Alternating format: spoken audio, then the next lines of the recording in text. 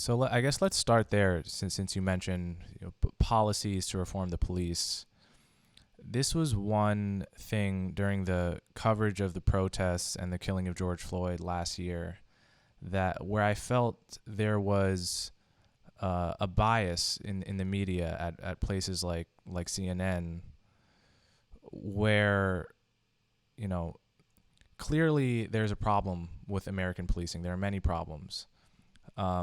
But there's also the problem of people living in unsafe neighborhoods, the kids getting shot in drive-bys by stray bullets, and the solutions to all of these problems, where we want people to feel policed and to feel safe without feeling like the police are disrespecting them, or without feeling that they are being made unsafe by the police.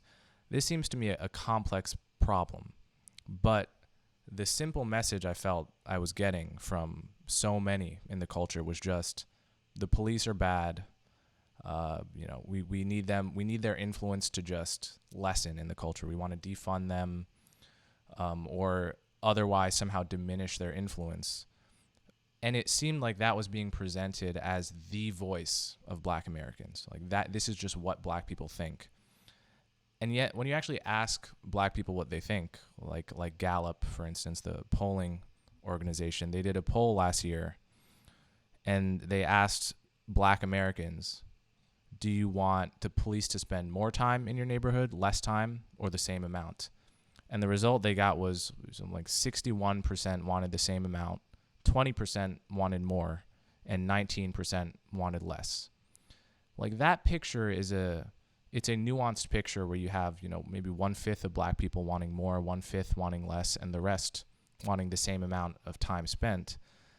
I would have never guessed that as based on the message I was getting from the activist community and from many people in the mainstream media. So this, it seemed to me this was an example where the national media, outside of Fox News, of course, which has its own bias in the opposite direction, was presenting as a voice for the Black community a very simplistic message that actually didn't capture all of the concerns of Black Americans, including about crime and violent crime, for instance. So this was one of my big gripes with the way that 2020 unfolded in the media, and I'm curious what that looks like for you from the inside. Do you disagree with that characterization, or?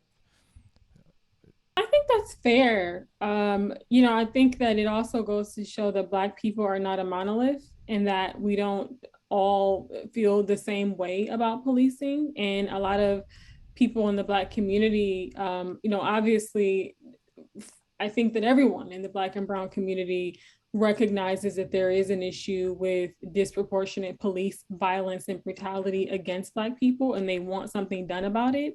But for a lot of those people, to your point, the poll that you mentioned don't necessarily believe that defunding police or getting rid of their police department is the answer.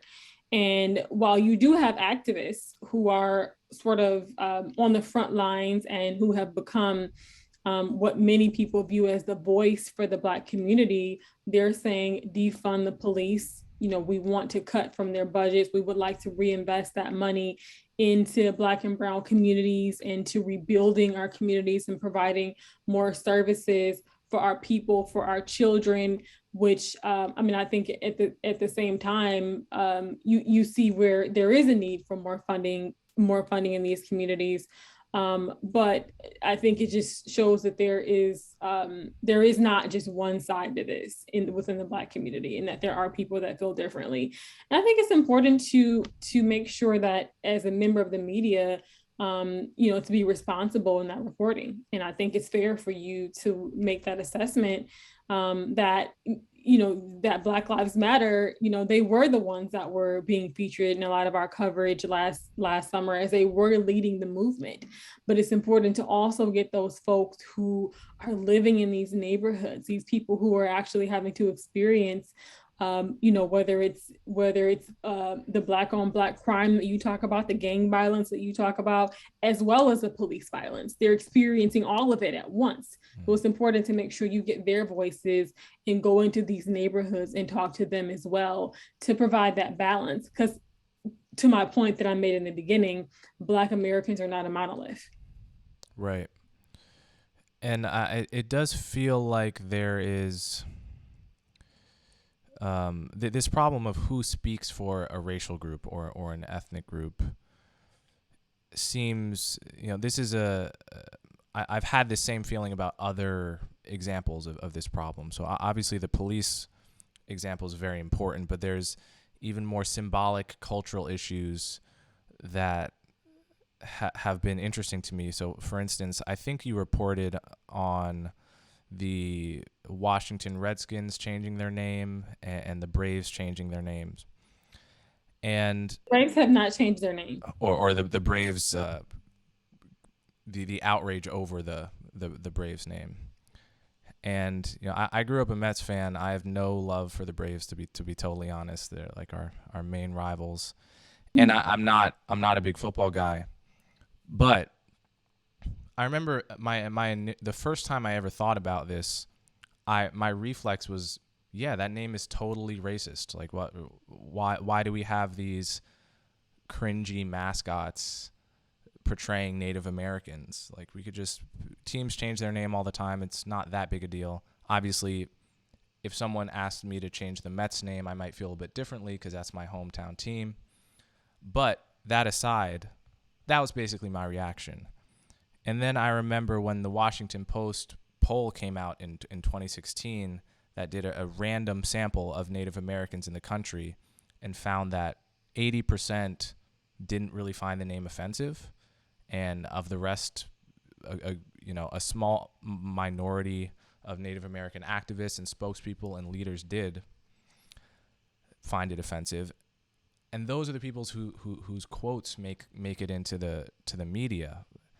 I thought that was very interesting because I kind of took offense at it, but I wasn't Native American. It's not really my fight. And I feel like there is this, there are people who claim to speak on behalf of a community, and sometimes they actually sort of do, which is like sometimes their opinion is what most people in the group think. And other times they're very out of step with what most people in the group think. But it's always gotten under my skin when people in the media just, they go to a group that has a name with like 3 or 4 letters and assume whoever's talking there is sort of speaking for the group. On the other hand, as a journalist, how do you decide whose opinion to go for? You can sort of just go up to people on the street, but again, they're no more representative necessarily than spokespeople with credentials and so forth. So I'm sort of curious how you negotiate this as a journalist when you decide, say on an issue you don't really know that much about, I need to go see what the people in question think here. How do you decide who to ask? Actually, I want to challenge you on that because Sure. you mentioned that going up to people on the street and talking to them, may not always work. But I think that getting regular people to comment sometimes on different issues is important because I think that's where you're going to find, I think, more diversity in thought and opinion. A lot of civil rights leaders and a lot of the folks who are on the front lines here, from just to name a few groups, the NAACP, Black Lives Matter, Color of Change, a lot of those groups, they may have a similar sentiment or similar views on a lot of the issues with race that we're facing as a country right now when it comes to policing, voting rights, and other issues. However, there are people whose voices don't get heard.